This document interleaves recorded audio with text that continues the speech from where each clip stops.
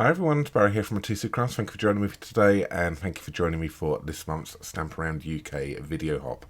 The theme for this month is vintage and shabby chic, and I'm going to be using the lovely Enduring Beauty stamp set right here to make this shabby chicy.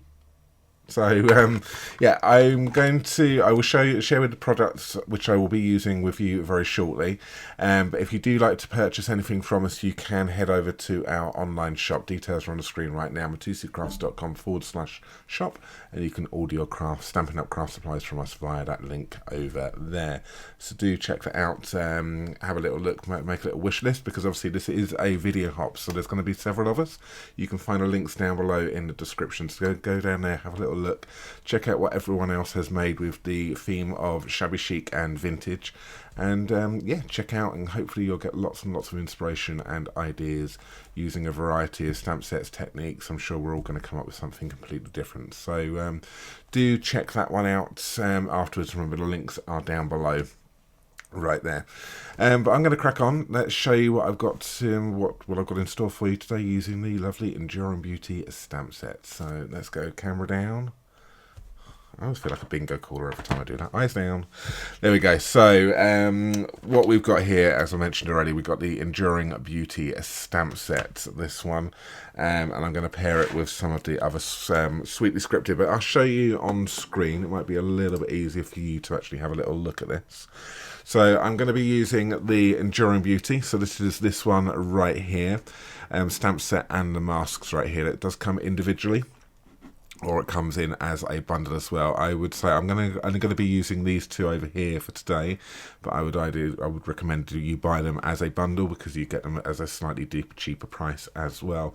I'm also going to be using the Sweetly Scripted Cling stamp set here, which is an online exclusive stamp set. So it's got these lovely scripts right here. So if you're unsure of where you can find online exclusives, you can go onto our website, and then you can go over to the menu, you can go shop products down here, and then you can go online exclusives, and this will bring up everything which you can't find in a catalogue. So do check that one out as well. So if you can't find it in a catalogue, it may be on the online exclusive, and as you scroll down you will find the Sweetly Scripted just here. I would also be using the Nature's Sweetness Designer Series paper. So we've got a variety of this. When I saw this paper, it just spoke this theme, so I knew I was going to want to use it for this video hop for you. So to get the Nature's Sweetness, and I've also got a lot of other stuff which I'm going to be using as well. So I'm going to be using Pecan Pie, Old Olive, Green, Granny Green, many Melon Mambo, and Bubble Bath ink pads, along with some of the blending brushes, small and large, adhesive back sparkle gems, some black ink, glue, and dimensionals is what I'm going to be using. You can see here, if you want to, the product numbers for everything which I've used are up there. So if you want to pause the screen and take product numbers, you can check all of those out right there. But I reckon let's go back down to camera down right now, and let's have a little look. So what we're going to do first, I will go through some of the measurements which I've got here for you. So I'm going to take myself a little bit of crumb cake cardstock, and this is measuring 14 centimeters by 21, and I want to score it in half at 10.5 centimeters. I'm going to want another bit of early espresso cardstock. This is going to be measuring 9.8 centimeters by 13.3. And I've also got myself a bit of Designer Series paper, and this is measuring 9.5 by 13. I will also have another piece of the Early Espresso ink. This is just really kind of like an offcut, but if you want the exact measurement on this one here, it's 9.8 centimeters by about half a centimeter. And I've got myself some ribbon here, which is around about 17 centimeters. So in inches for you on that one there, let's go through those ones in inches. We've got the card base, which is measuring 5.5 by 8.25, and we want to score that in half at 4 1/8 of an inch. Some Early Espresso, which is 3 7/8 of an inch by 5 1/4. Some Designer Series paper, which is 3 3/4 by 5 1/8. And we've got ourselves a bit of ribbon, which is approximately 6.5 7 inches. Just basically enough really to go round these layers here. So just for your reference on that one. And another bit of Early Espresso here, which is measuring 3 7/8 of an inch by about 3/16 of an inch. But this is just more of a scrap. So that's what we've got for you on that one. So first things first is we are going to take this piece of paper right here. So what I'm going to do is I am going to grab my mask, my stamp set right here, and I'm also going to grab my masks. And I will also just need a bit of scrap paper, so this helps line this up in a moment. So I will just anchor this down here and down here, because these are the areas which I'm not going to be stamping in. Okay, so what I'm going to do is I am going to kind of stamp in the bottom corner right here. Just going to decide what way round I want to have it. So I'm going to stamp in the bottom corner here, and then in the top corner over there. So let's grab myself some Memento ink.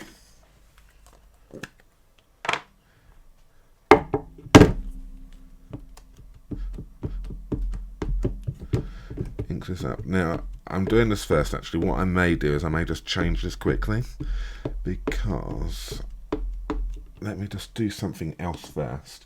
What I'm going to do is I'm going to grab the happy birthday sentiment before I do that, because I want to pop my happy birthday in the middle, and then I will then stamp my flowers around that. If I do it the other way around, then I may not have enough room for my sentiment. So I'm just going to ink up my happy birthday sentiment from the Sweetly Scripted stamp sets. And I just want this to kind of like be center, but have the happy birthday kind of off center. So I'm going to have that like that. Okay. That now gives me my positioning, so I'm now happy to go ahead with my stamps. Let me just pop some more ink on that. And we are then going to then pop this. I'm going to overlap the script a little bit. Just going to decide what way around I want it. That one there.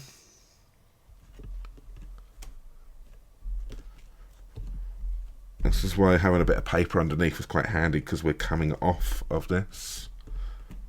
So we've got that there. Ink this one back up again.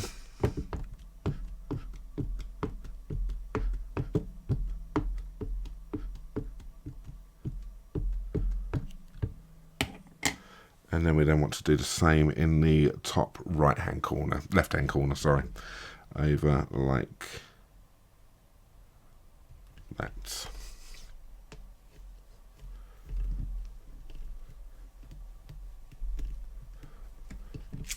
And that there is all of our stamping done for this particular project. We've just got some inking to do now.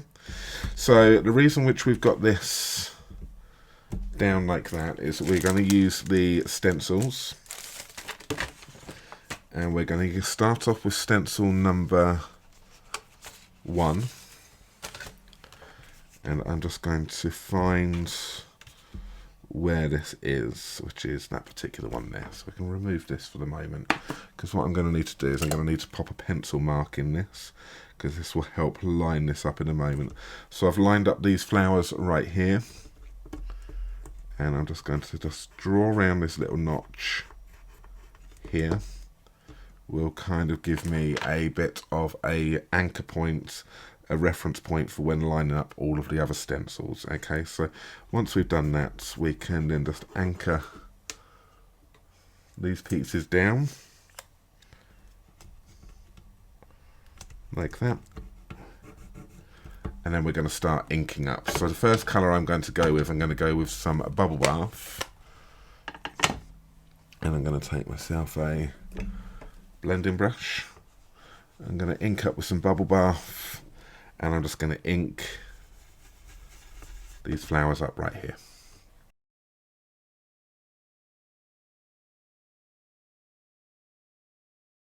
Okay, once we've done that one, then what we're going to do is we're then going to repeat this on this stencil over here. On this, oh sorry, not on stencil, we're going to repeat the stenciling over here. So this is going to be easy enough to line up, because the stamp sets are roughly in the same position. So just get that like so. Down like that. Now unfortunately my notch is off the paper here, so I'm just going to use something else just to corner for lining up. Okay, so that just gives me something, a reference point. And then I'm going to repeat this with the bubble bath again on the top thing, and then I'm going to lay the next stencil on top once I've done that.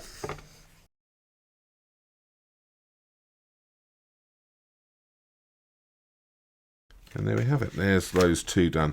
So I'm going to repeat this step now using the other stencils. So I'm going to be using stencils 1 and 2, 3 and 4. I'm not going to be using number 5 because I've used a stamp set.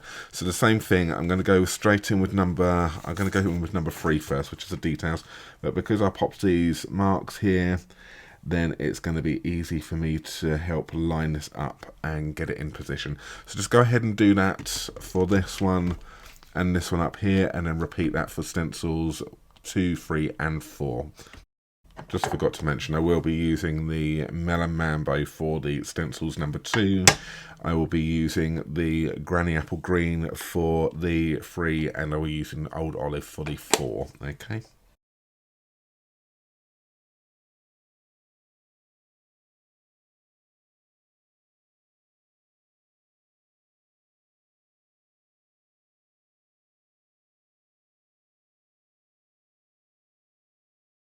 So there we have that part completed. Okay, obviously I've still got this on this, so if I just remove it from my piece of paper, hopefully that was easy enough for you to follow on that one. We just remove it from this. This here is now what we have been left with. Okay, so we've got this lovely beautiful stenciling and colouring, and you saw with the video there how it just starts to build itself up, which I think is absolutely really stunning.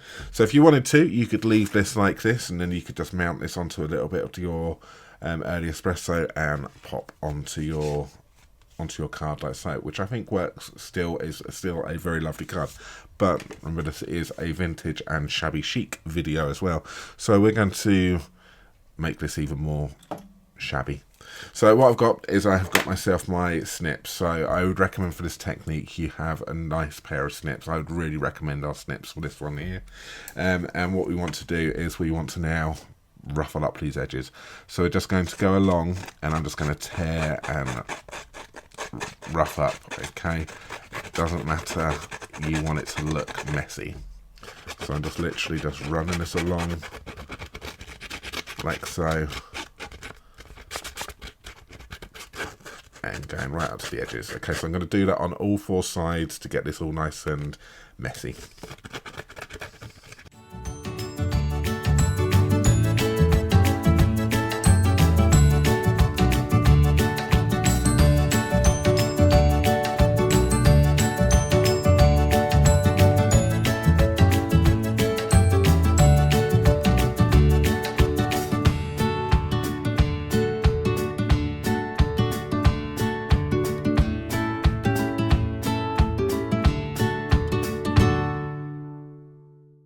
So there you can see, if I just bring that up a little bit, you can see I've been quite rough.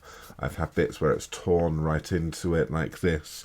I've got a tear down there. So just kind of like go with it, and let's just have all of this lovely rough edges, which I think just really looks really pretty on it once you're done. So don't be scared, just get your snips and start going with it. It was a little bit harder around here because obviously the paper was a little bit wet because of the ink on it, so it was easier to tear on these bits up the top here. So just bear that in mind when going around there, but just persevere with it. If you get chunks coming out of it like this is going to only add to this technique of vintage and shabby chic. But just to add a little bit more to this, what we're going to do is I've got myself some pecan pie, and I've got myself one of the little blending brushes. I'm going to do this on my blending mat here. I'm just going to just mute it a little bit by spreading it out, and then I'm going to then kind of go around and just kiss the edges, so you can see there it's just going to then darken it on there when we've got the torn paper and so on. It kind of get different shades, so just going to go round and just do little bits like that as well, and it may tear the paper a little bit more, but again we're not worried about that because that's the whole idea of this technique. So we can get messy, you can do all sorts. Okay, so If we want some darker in places, just grab up your ink up a little bit more and do that. And there we have, we've just made that a little bit more, giving them some dirty edges. So I'm just going to get rid of my glass mat for a moment, so just bear with me. So now we've done that part, it's now just time to finish this off. So what I'm going to do is I am going to stick this directly down onto some of the, or do I go the other way around? Yes, I think I'm going to go this way around. So what I'm going to do is I'm going to stick my early espresso directly to my card base. Okay, so stick this to directly to your card base.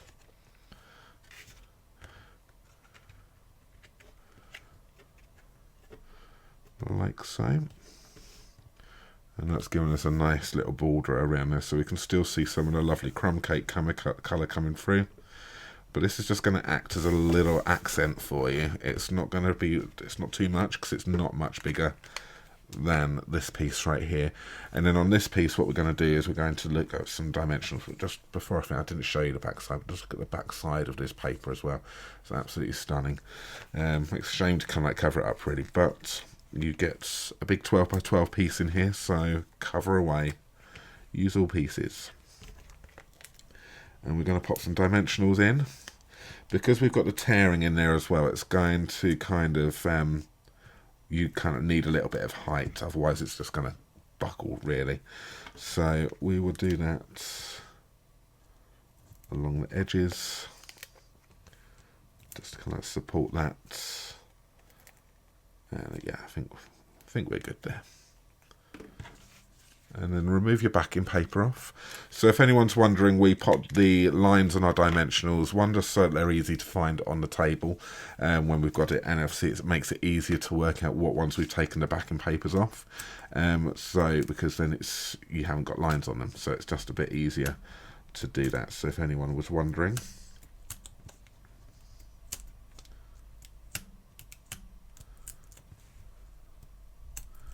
Once we've done those, then what we want to do is make sure we've got it up the correct way and then stick this in centrally. So my head may just come in a moment here whilst I do this. And then once we've got that in, we can then go down and that crumb cake, and I just realised what I've forgotten to actually do as I stuck that down, so I forgot to put my ribbon around it, isn't it? It's typical, isn't it? I always do that because I'm not very a ribbon person, not really. So what I should have done was popped the ribbon underneath it like this, but I'm sure I can still get away with this. So what we're going to do with this piece right here is we're going to, I think that was just kind of designed to kind of just give that a little bit of a line just to go under, and then we can then just add a little bit of this ribbon. Don't have to go all of it. So if you are doing this, then you would want to put your ribbon on and then wrap it round whilst you're doing this, but because I've made a little mistake, we will just work with it.